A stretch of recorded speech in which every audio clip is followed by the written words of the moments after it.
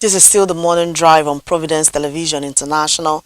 Nnpcl is my name. Let's take a look at the words on marble by Dr. Emmanuel Igarira.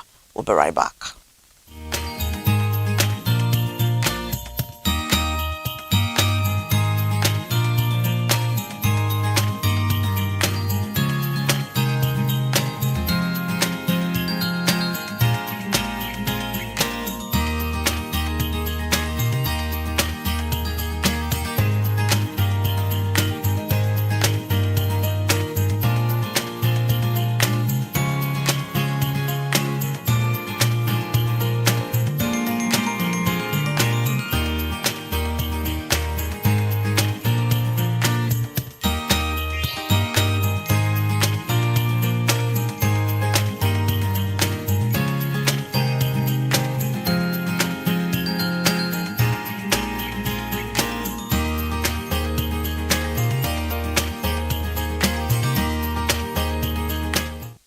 Welcome back and straight to the news analysis. With me here in the studio is the CEO of Providence Television International, Dr. Emmanuel Igarira. Good morning to you, sir.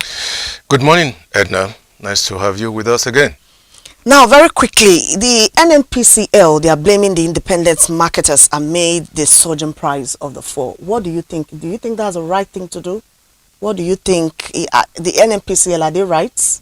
To do what? To be blaming the independent marketers towards the hike in the fuel price? Yes, to a very large extent, okay? The independent marketers, they are the ones really who deal more with the public.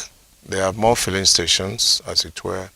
Nnpc outlets are few compared to independent marketers.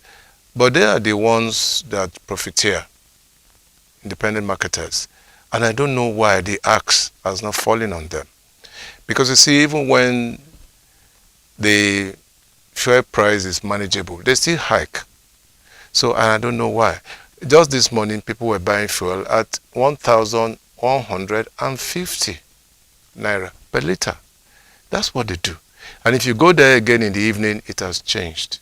And I suspect that in the next few days, it might even go as high as 1,200 naira. Okay? So, but Nnpc is a regulatory body. They should be a regulatory body. So they should be able to control what goes on amid the independent marketers. They are all over the place. Independent marketers, you will find them all over the country. Some of them, they get themselves engaged in sharp practices. They are the ones who will get fuel from the right source and then divert. They do all sorts of sharp practices. And I don't think it's good for the economy of this country. The axe must fall on them, and very heavily too. Yeah. Now, the likes of the NBA, Naxima, LCCI, MAN, PDP, towards the fault petrol price, they are saying it's a brutal assault on Nigerians. It is an assault, primarily because, the whole thing impinges on the spending power of the people of this country. If you earn close to 200,000 naira a month, that cannot carry you.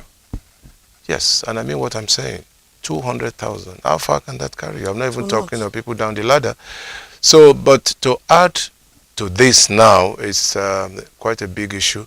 Yes, they say it's an onslaught, but I think that the governor can do well. The government, rather, can do well to call the stakeholders meeting at this point in time, because it's a major crisis. And there are many stakeholders. Nasima is one of them. The labor movement is one of them. The political class is one of them. Let them sit down and discuss the way forward. How the average Nigerian can benefit from the government.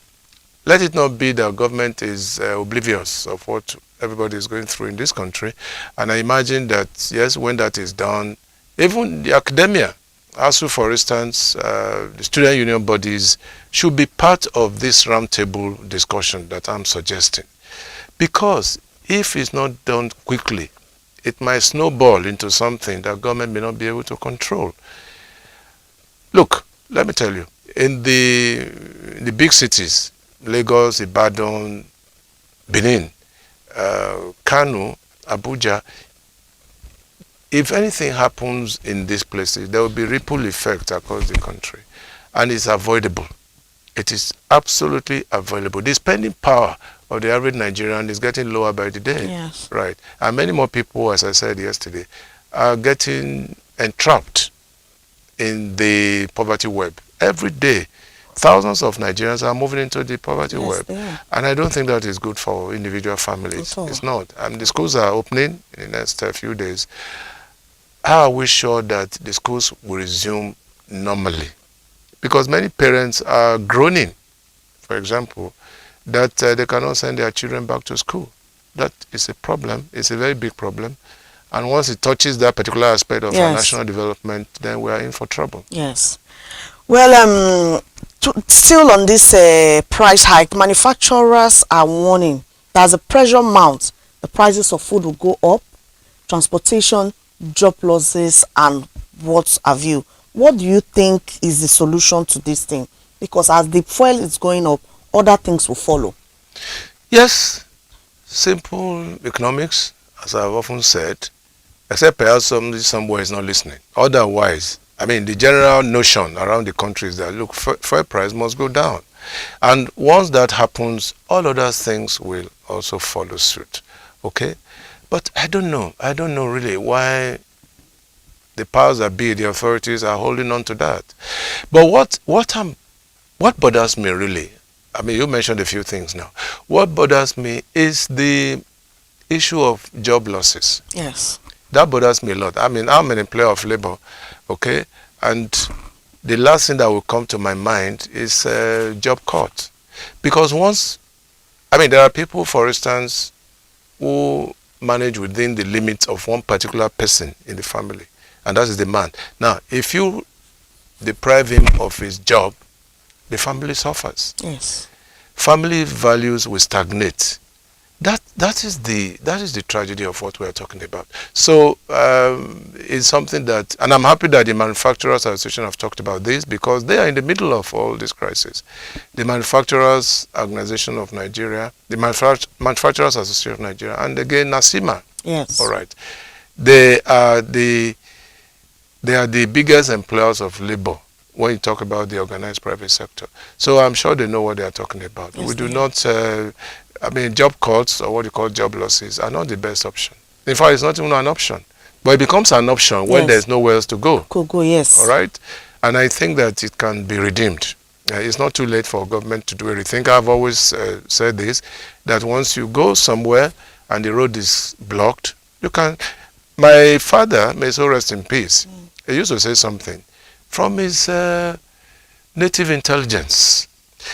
The reason why the white man put the reverse gear into a vehicle is that once it gets to a place and it's stuck, it can always go back. Yes. Yes. And he used to tell us that the black man will not do that. Yes. That the black man will not put the reverse gear into his car. He will tell you that, no, God forbid, I shouldn't be going back.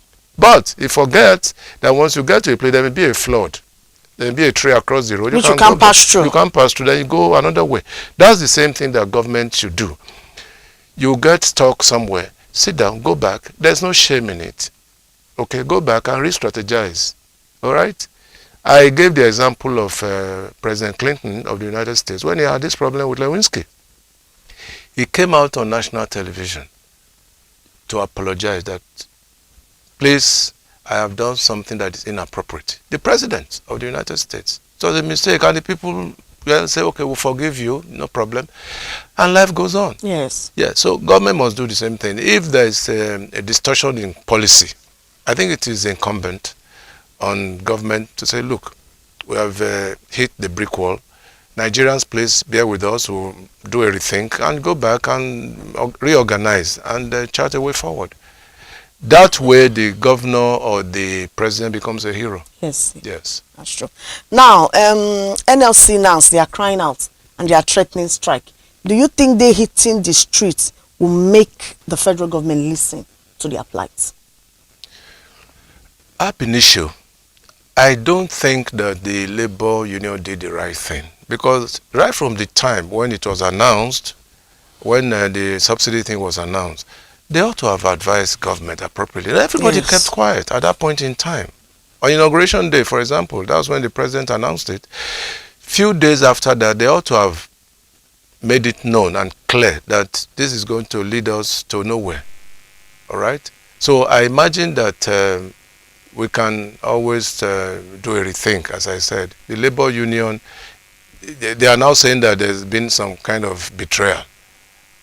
Betrayal from who? And from where? From where? Yes, they have been discussing. Is it now that they're going to cry foul when the whole country is already reeling in pain and agony?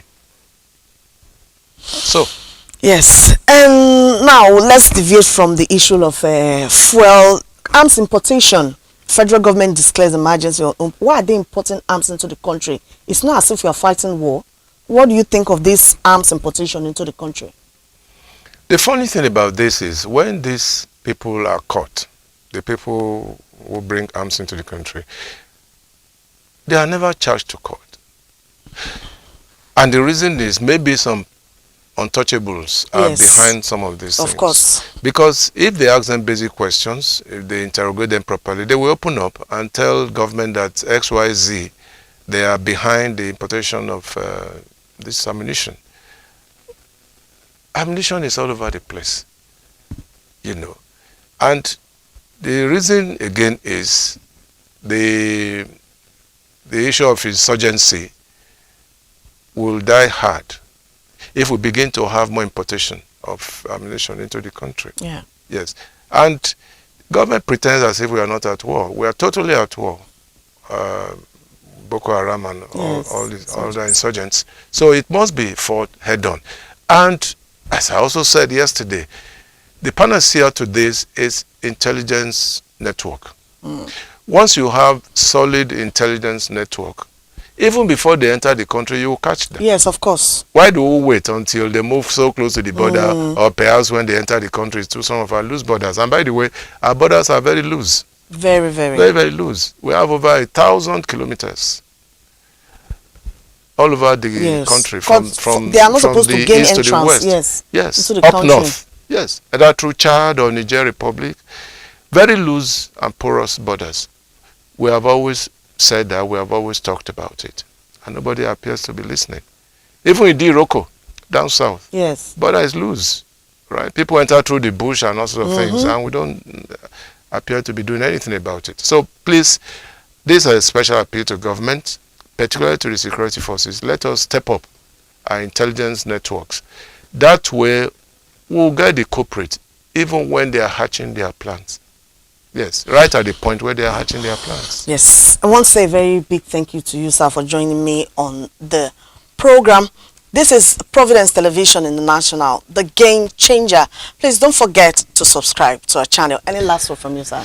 Yes, today is 4th or 5th? 5th. 5th of September. We have barely 2 weeks to the election in Edo State. My special appeal to the combatants is that we must play by the rules. Okay? We must do things according to what the law says. I want to appeal to them that there should be no hooliganism, there should be no snatching of ballot boxes, there should be no vote buying. These are all negative aspects of the electoral process. And I appeal to all of them, the combatants. By the combatants, I mean those who are really in the middle of it, or in other words, the candidates. They must advise their followers that this is not the time. We don't need any bloodshed in Edo State. We don't need any state of emergency to be declared in Edo State. No. Election is an election. At the end of the day, I imagine that people should have a handshake. A has won, B should congratulate. Yes, of course. Yes. And the electoral body, please, this is a special appeal to the electoral umpire. We do not want a repeat of what happened in 2023, last year, when there were misgivings, doubts upon doubts about functionality. But I'm happy that the chairman of INEC has said that, no, we are parted with the old ways, that there will be due process. And by due process, I mean things will not be done manually. The electronic devices should work. Yes, There'll be no glitches.